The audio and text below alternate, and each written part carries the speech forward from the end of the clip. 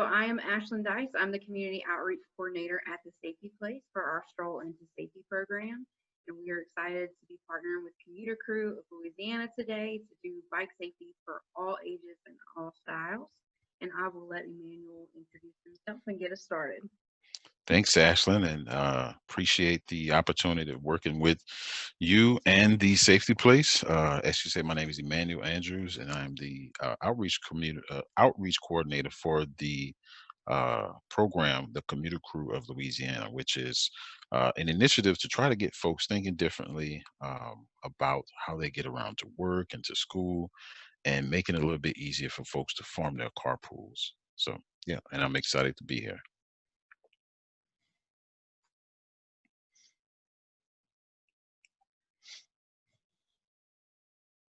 All right. So, um, thanks everyone for participating in today's bike safety webinar. This has taken a couple weeks for us to put together. We hope that you all enjoy everything that we have that is in store, and hope everyone learns a little bit about something that we are sharing. We have noticed that there are a lot of folks that are demanding to have bike facilities built. There are mini bikes out on the trails and on the road. So this is a great opportunity for folks to get their knowledge improved. You know, get a little, almost a re-up, a little continuing education credit with you. So we'll go on the beginning. So as I said, there's been a lot of, it's been a massive increase in bike usage, whether it's using your own bike, or whether it's using your friend's bike.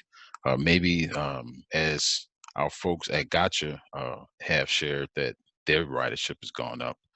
There's been a lot uh, that has happened since the COVID-19 pandemic.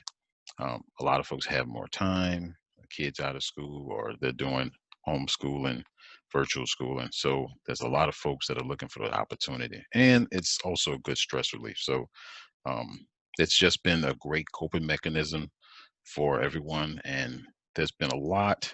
Like I said, the evidence suggests that many people have turned to it just to help them get through it. Uh, as I reported, Gotcha Bikes had reported a 213% increase since the shelter at home. Um, if you've seen any of the news segments where Hub City or even Capital Cyclery reported that there's a huge backlog for either bike repairs, or even folks just, they just ordered a bike, but they have to wait till it comes in. But that has never been the case. You can ask anyone that works in a bike shop. All of this is new. Even at Walmart, Walmart, you can't find the bikes on the shelf. So um, all of this is very new to us, and we see it as a positive because everything that we've been working on, whether it's been um, bike corrals or bike rodeos, what have you, anything that we've done in the community to educate folks about why riding bikes is great, and how to be safe. It's now, the timing is just right. So we're in the driver's seat, I would say, with how things are going, and we're just happy to be a part of it.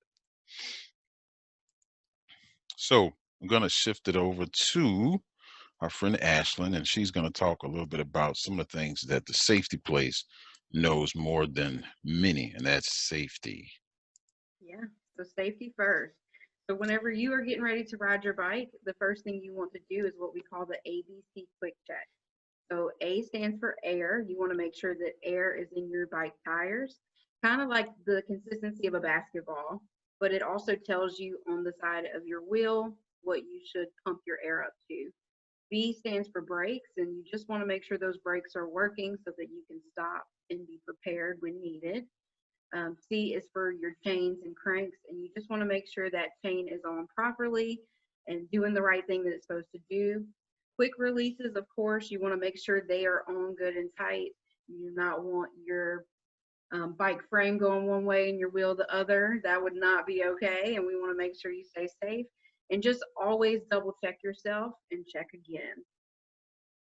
Whenever it comes to wearing a helmet, you always want to wear your helmet and you want to make sure that it is on the right way. So whenever you have on your helmet, I like to do the finger test. So you take two fingers, you place them over your eyebrows. That's the amount of space between your helmet and your eyebrows there should be. You take those same two fingers and under your chin and between your chin strap. So that is the amount of space between your chin and your chin strap there should be. And then you make the V and around your ear, which shows that the straps on the side come down below your ear and around your full ear, not just in front and not just behind. And then always check it and make sure it's not going to fall off as well. Make sure you're wearing it. Make sure the kids are wearing it. Remember that it is considered a law for the younger ones. 13 and under should have on a helmet at all times, but even us adults, we have to make sure that we're protecting ourselves. If that's the one thing on a bike you can wear, you should wear it. I consider it kind of like a seatbelt for a car. Whenever you put on that seatbelt, you're guaranteed 70% chance of survival on a crash. It is the same with a helmet. It is there to protect you and to prevent anything to happen to your head in case you were to fall. And of course, you can fall in different ways. It's not just a car hitting a bike and things like that. So make sure you're wearing that helmet. And then also, whenever you are getting a bike, you want to make sure that you have the proper size bike. There are different size bikes. And whenever you're going to a store, maybe you need to test one out. You can get it to the point of it being professional. You can go to Capital Cyclery, of course, and they can professionally fit you to a bike if you are an avid biker. If you are just someone who likes to make it recreational and you just enjoy biking, you can stand over your bike and you should be able to touch the ground with both of your feet. So of course, your seat height, remember that it can be adjusted. You want to have a slight bend in your knee from your sitting on the seat to the pedal. So make sure you have that slight bend, which then means, again, your feet can touch the ground if you need to. All right. So, appreciate that, Ashlyn. And just another thing, we talked about it, but I like to share it with everyone.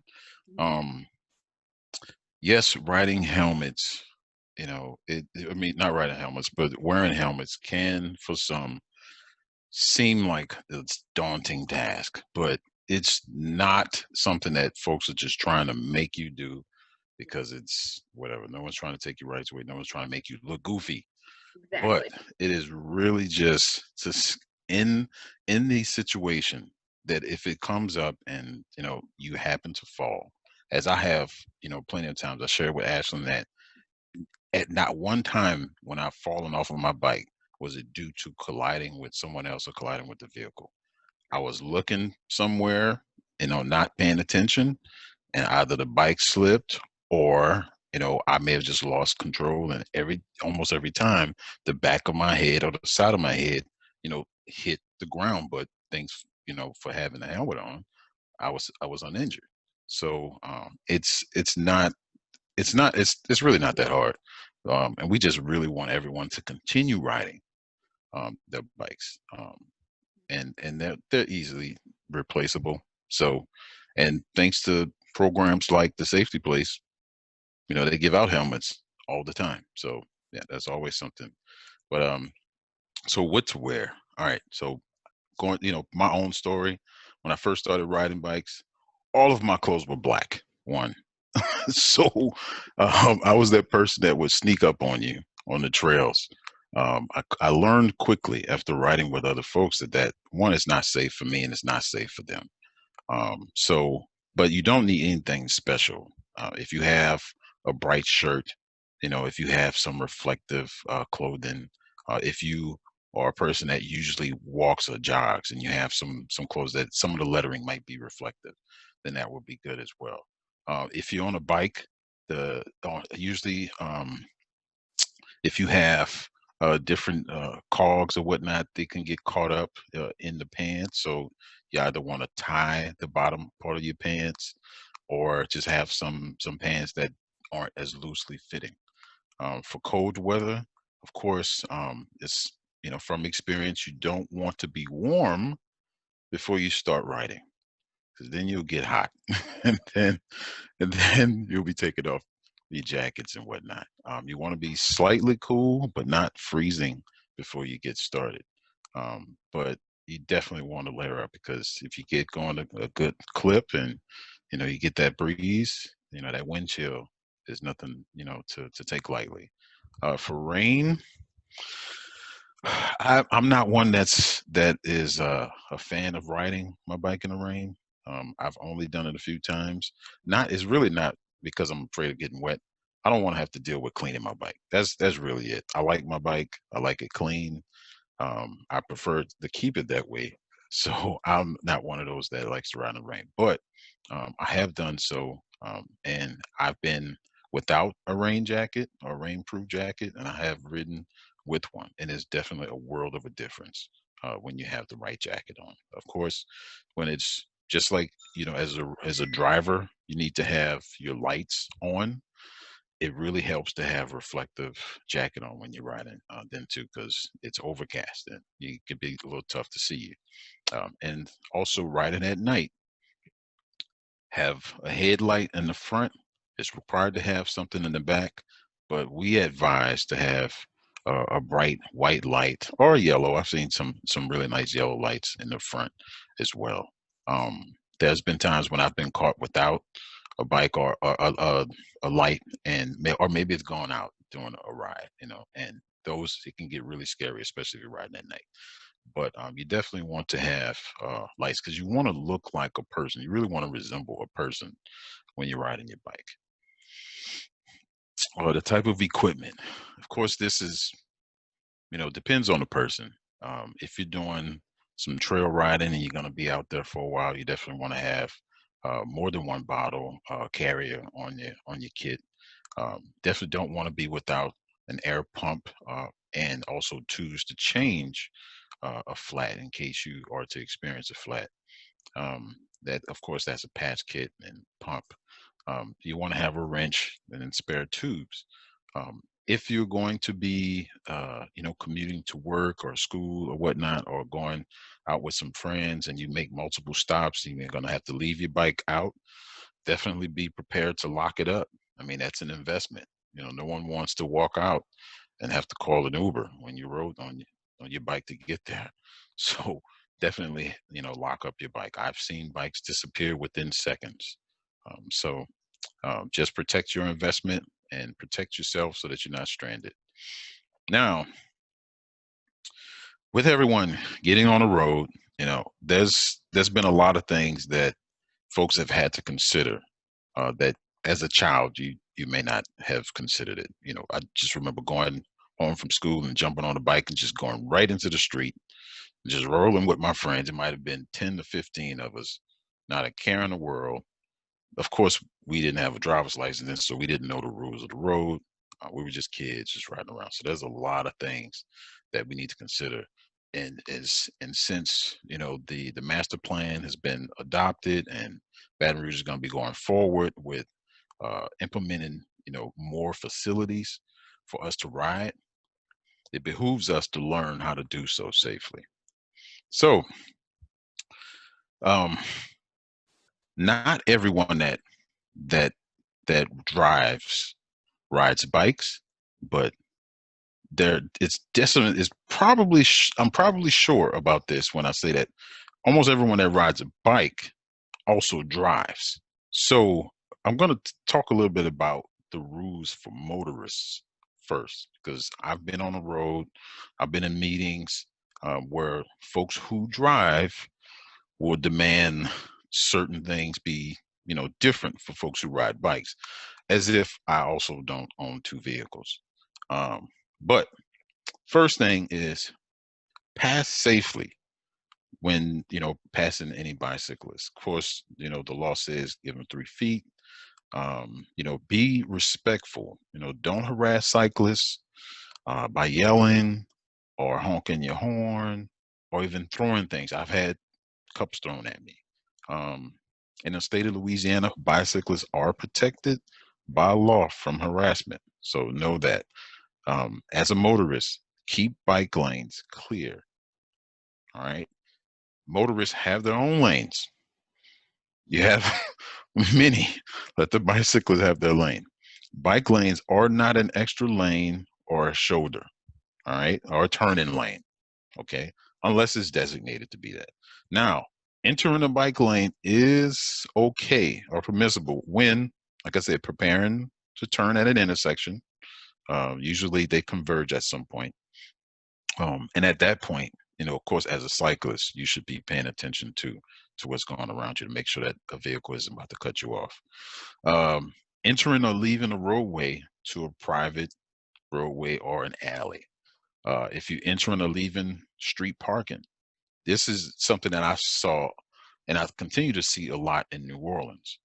St. Charles Avenue is notorious because of just where the cars park, where the bike lane is as you get close to Audubon Park and everything. I mean, it can be pretty dangerous right there.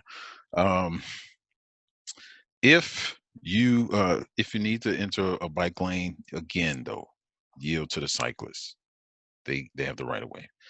Be aware and check for approaching cyclists before opening your car door. All right. Um, I like to say use the Dutch reach. All right. So you see a lot of folks, they'll just use their left hand, they'll hit the latch, someone just kick the door open or whatnot. No, reach with the right hand, unlock, and then open the door that way. That way you can look behind you and see someone approaching because they may have passed your view in your side view or in your rear view mirror. So don't just assume, actually turn around and look to see if someone is approaching you. Um, Now, as a cyclist, though, you want to slow down in areas where there's a lot of street parking, okay? Um, and not too much room for you to protect yourself. Scan for occupied vehicles and also, people stepping out of their vehicles. Not everyone's going to use the Dutch reach and turn around and necessarily see you. Listen for doors opening up. And if you're in high commerce areas, there's been times when, a UPS driver, um, they instead of getting out on the house street, the house side of the vehicle, which is usually the usual practice, it may be two drivers, one riding, one actually driving, and one may get out on the other side. Just be aware of stuff like that. Now, the helmet law. You know, as Ashton said, it is mandatory for the young folks, the 12 and under, must wear a helmet. Technically, you know, technically it is optional for older, folks that are older than that. But we don't subscribe to that. We think that helmets can be life saving, and the more people wear helmets, the cooler it looks. I I believe in that. Um, and also, if your child, seems to be a little bit apprehensive about wearing a helmet, you should have let them pick it out. Let the kids pick out the helmets. They're much more likely to wear the helmet. Let them pick out something cool. If it's Spider-Man, whatever it is, um, they'll wear it. And when it gets too small, they'll want to pick out another one. Um, the mandatory use of separated facilities. Now in Louisiana, it's not a requirement that bicyclists use any lane or path other than a normal vehicle traffic lane. So when someone yells at you, as I had it before, get out of the road, or why aren't you on the sidewalk? You don't have to worry about that. There isn't anything that states that you need to. Now, as we're building, facilities and equipping our roads with more lanes and different things, we definitely encourage you to take advantage of it because we don't want all of this beauty to come and, you get comfortable and just say, well, I want to stay in the street. Use the lanes that are provided if they're there. But the law does protect you to use the regular traffic lane.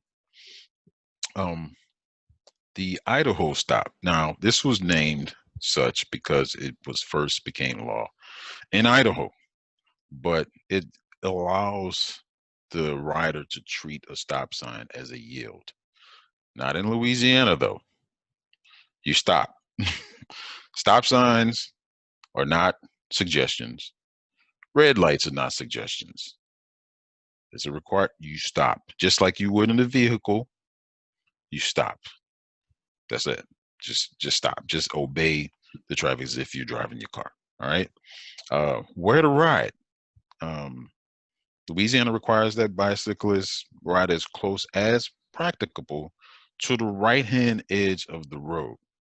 All right. Mm. Now, unless you're overtaking or passing another vehicle, or a vehicle proceeding in the same direction, or maybe when you're preparing for a left turn, then of course you obviously move to the left-hand side uh, of that lane.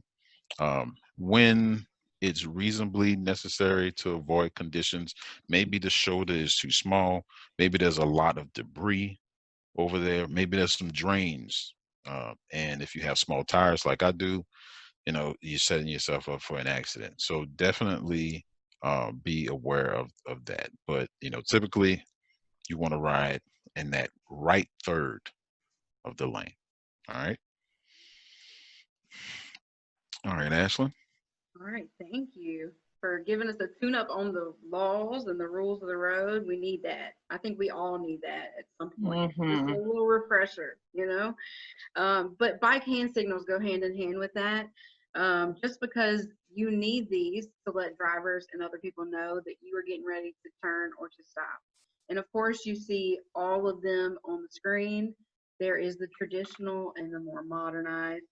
So traditional was more just using your left hand. And you would stick your hand out to the left. It would mean that you're turning left. You would bend that arm up, which means you're turning right, and then you would bring it down. But now you do want to make sure you're being very intentional when you're riding a bike. You want the drivers to really understand what you are going to do. And then sometimes you see somebody and they might simply do this real quick, and it looks like you were waving to somebody. Mm-hmm. Hold that hand signal or whatever you're doing for at least a little while, just to make sure those cars really can understand, because we all know that they don't always pay attention. They could be looking down when you make that hand signal. So make sure you're being intentional with them. You can use any of these. Just again, make it very clear what you're getting ready to do. All right. Absolutely, Ashlyn. And another thing I want to add to that Uh-huh. is before you stick out that left hand, you scan, Yes. because a vehicle could be right, and you could have a very expedient amputation, and we don't want that. We want everyone to come back with all of their limbs, all of their faculties. We Yes. want you to be riding for life. This is something that you can do for life. So we want everyone to be safe, and it doesn't take long. Yes, you want to make that left turn or whatnot and that signal, but make sure that you want to know, just like you, before you get over into another lane in the vehicle, you look, and unless you have a mirror on your helmet, you have to, turn around. So just take a quick scan. If no one's coming, then go ahead on and signal then. All right. So sidewalk riding. This is something I actually get asked a lot about, being as though I am typically in elementary school. And it's like, well, my mom won't let me ride in the road, or my dad won't let me ride in the road. And, we are supposed to teach kids and the same as we teach adults, in the sense of a bike is a vehicle and it should be in the road. And that is something that's really hard to understand sometimes for the younger kids, and I can understand sometimes when a parent's like, I'm not ready for that. So it's something that just needs to be communicated at the end of the day. And even as an adult, there might be specific roads that maybe the speed limit's higher on and you're not comfortable riding in that road. It's generally permitted. It's not the best thing to always do, though. And if you choose to get on the sidewalk because you're not feeling safe, that's fine. But everyone, including kids, needs to be taught and understand a sidewalk is for pedestrians. So if you are getting on the sidewalk when you are on a bike, you have to verbalize that, hey, I'm coming through, or I'm coming up on your left, I'm passing, and you have to make sure that they know what you're doing. They have the right of way there. That is their home. Just like whenever we start getting all these bike lanes and facilities that Emmanuel's been talking about, we want bikers and cyclists to use them.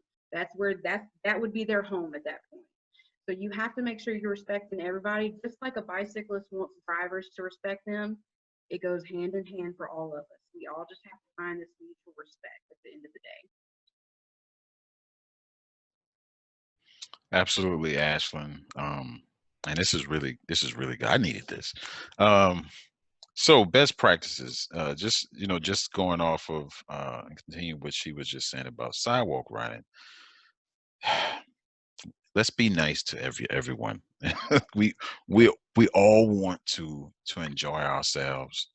We don't want to have any confrontations or whatnot because we were going too fast or we didn't alert anyone of our presence behind them or whatnot. Um, Yield to slower traffic. If you're on a sidewalk, like she said, that's for pedestrians. Slow down, allow them the right way. Sometimes I would just get off my bike and just step to the side. It's just it's for the pedestrian, or I'll just walk. Especially if I'm approaching an intersection where I want to go and connect to another street, I'll get off and I'll walk my bike over there. Use a bell.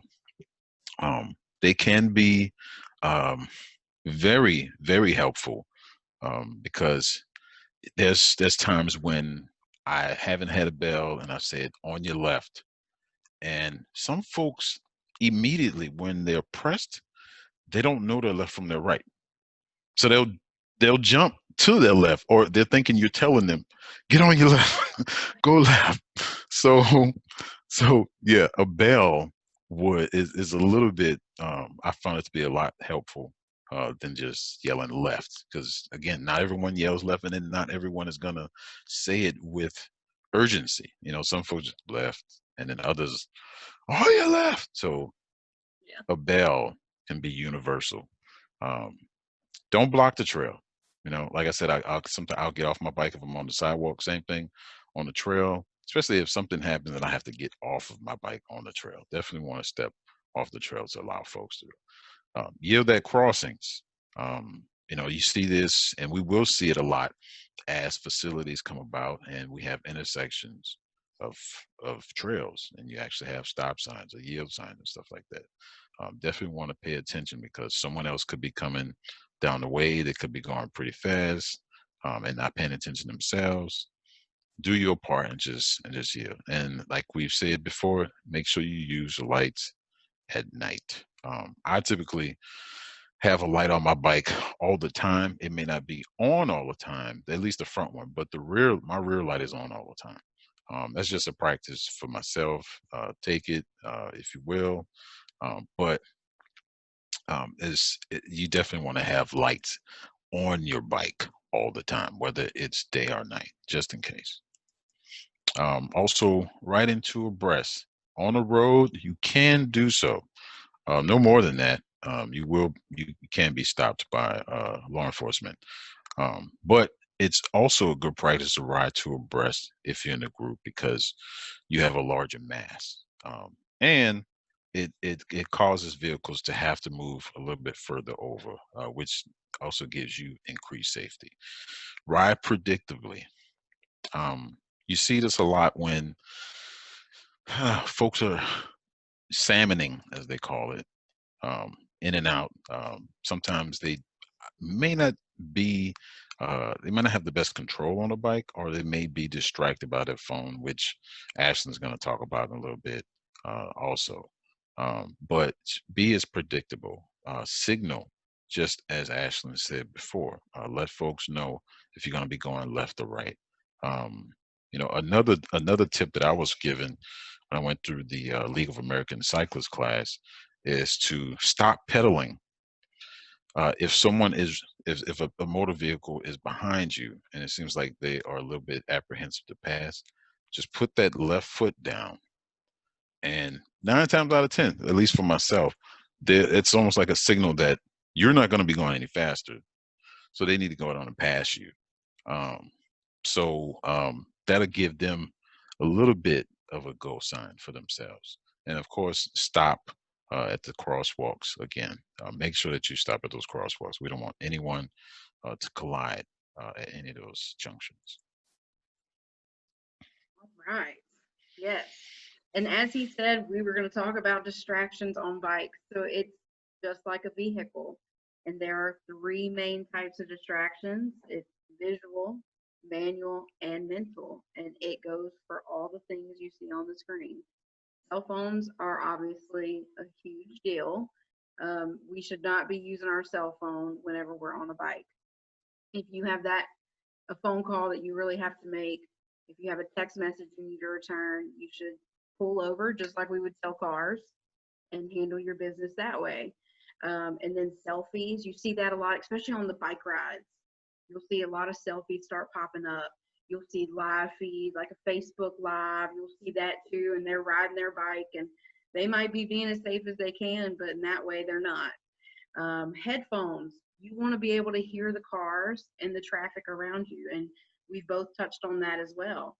Do not have in headphones with loud music blasting. I know we all love it, even I love it, but at the end of the day, it's just not safe, especially when you're riding in the road and you have cars surrounding you. Eating, that is a thing. Don't eat while you're riding your bike. Don't eat when you're driving in the car. Works both ways. Drinking, of course, you want to have water with you, but if you take your hand off of your handlebar and you're drinking that water and then your eyes are off the road. Same thing. If you need to stop for some water, that's fine. Have your water that way. They even have like, I think they're called camel bags, and where like you don't even have to touch it. That's the best option if you can. And then obviously drinking, we're also talking about alcohol, okay? That is not okay, just like it's not okay whenever we're riding in a car or driving in a car. It's just not okay. So we have to make sure we're trying to be distraction free. We can pay attention to those cars, as we've both been saying, be predictable and all the things. So make sure you're doing your best not to be distracted. Even if you're in a bike ride and just say, my bestie Robin's next to me, and I'm gonna want to talk to her, right? Let's be real. I'm gonna be like, "Hey, Bess, how you doing?" And that's so distracting. So we just have to be mindful of these things. And even I got to work on it. I can admit that. But Yeah, that's right, Ashlyn. You will want to talk. I mean, right, especially if you're riding by yourself. yeah, And that first time you ride with someone else, you're like, what have I been missing out on? Like exactly. this is so much better, But don't get too much in the conversation where your senses are taken away from the task, which is staying upright, making sure that you're paying attention and keeping your head, scanning at every turn and every few seconds. But yes, enjoy it, but make sure that your bestie is not one of those folks that are, hey, I haven't been on my bike in a while. I just want to talk, and they're salmoning all over the place, and they're wanting to, live stream and everything. It's like, hey, this is dangerous. So, that's an opportunity for you to share what you've learned. So yeah, no distractions. Reduce and eliminate distractions. All right. And then to kind of wrap things up, we just want to let everyone know that to be a road model, everyone has someone in their life that looks up to them, or because this person's doing that, I want to do this too. And it could be your child, it could be a little brother, a little sister, it could, in general, it could be anyone, even a peer. But obviously, you want to make it fun, like Emmanuel was just saying. Make biking fun, but safely.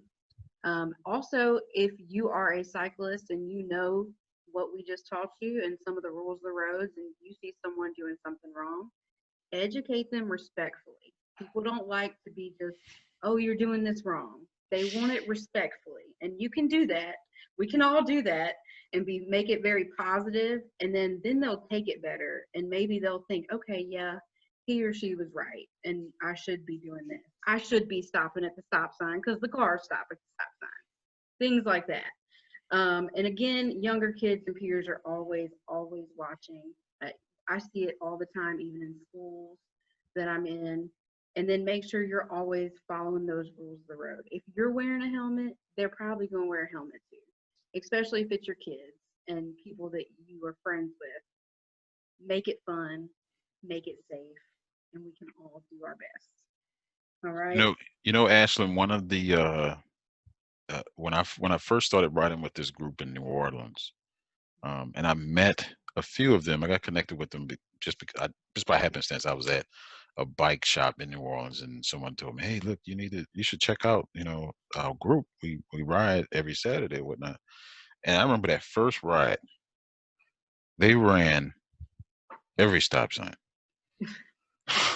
Yeah. and they were always like, "Where were you at?" I was like, "I was at the stop I sign, man." stop.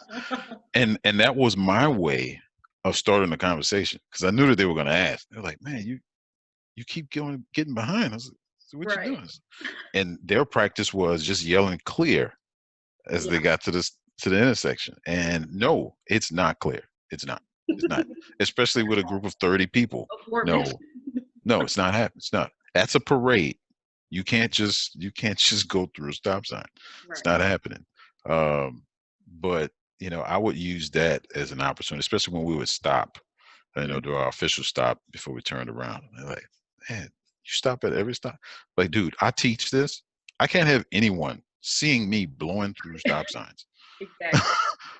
So it's not a good practice, and it's just not safe. It's just not safe, especially if we're going to be venturing into areas where it's a new route for us. We don't know Right. what the traffic patterns are. We're just guessing. So be a road model. Thank you so much, Ashlyn. Thank you. Thank y'all for joining us. And I hope you've learned something new today. Every time I see a webinar on bike safety, there's at least one thing I learn, which I love. It's fun to get these refreshers. We all need it.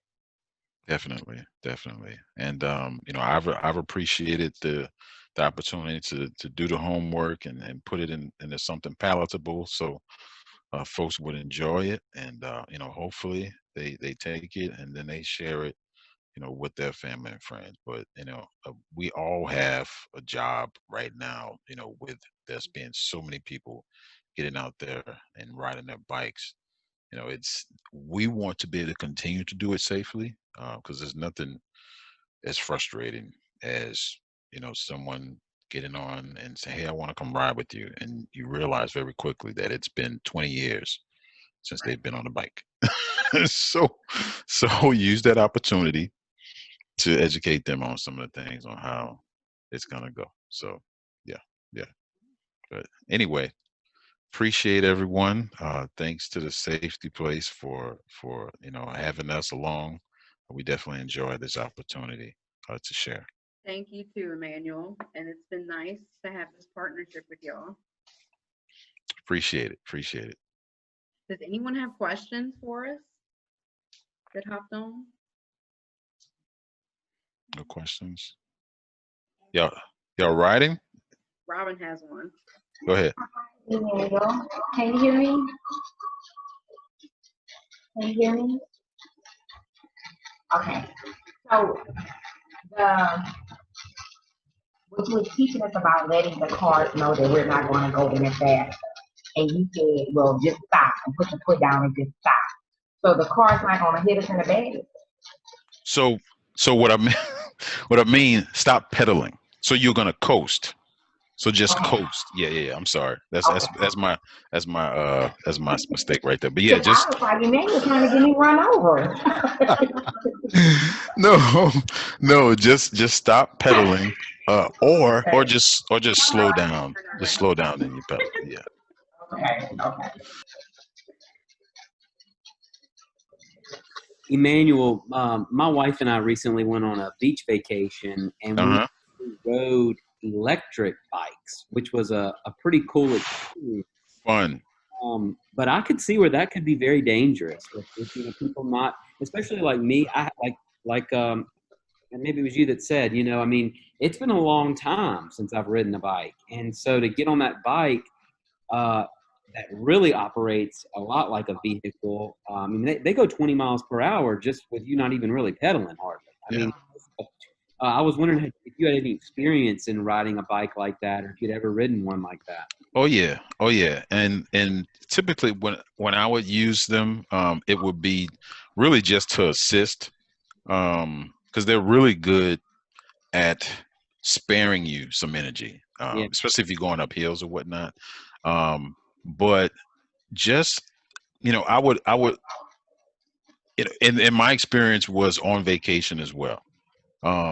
So I didn't have my helmet, because I said, well, I'm just going out on vacation in the soda bikes, and I was like, well, I didn't plan on it, but I'm not gonna pass this up. I'll just stay on the trail, and But when you press that button and you feel that power, it can be exciting, and I can only imagine. Wait, I haven't been on a bike really in a long time. This can be quite scary. But take you can stop using the power, as you're, especially if you're approaching a group of people. Just I use it the same way that where I would unclip in my bike as I'm approaching an intersection, and I know that I might have to make a stop pretty abruptly or whatnot.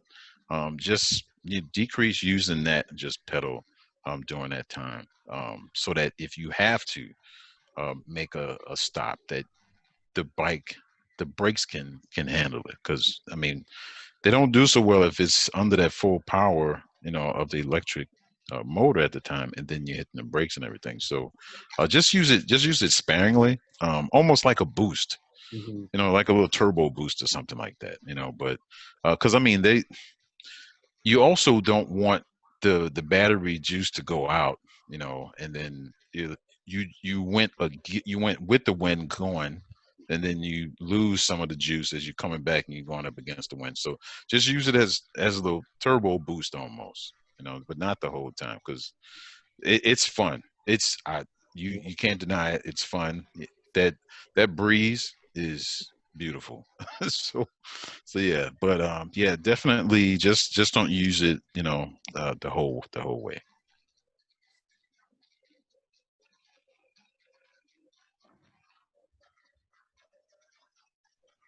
Any other questions, comments? All right. Thank y'all for joining us. Appreciate it. Appreciate it. This has been good, y'all. This has been good. Really appreciate it. All right, y'all stay safe and healthy. Yep. All And right, thank y'all. You're all right. welcome. Thank Thank y'all. y'all. All right. Bye. Thank y'all. All right. Bye.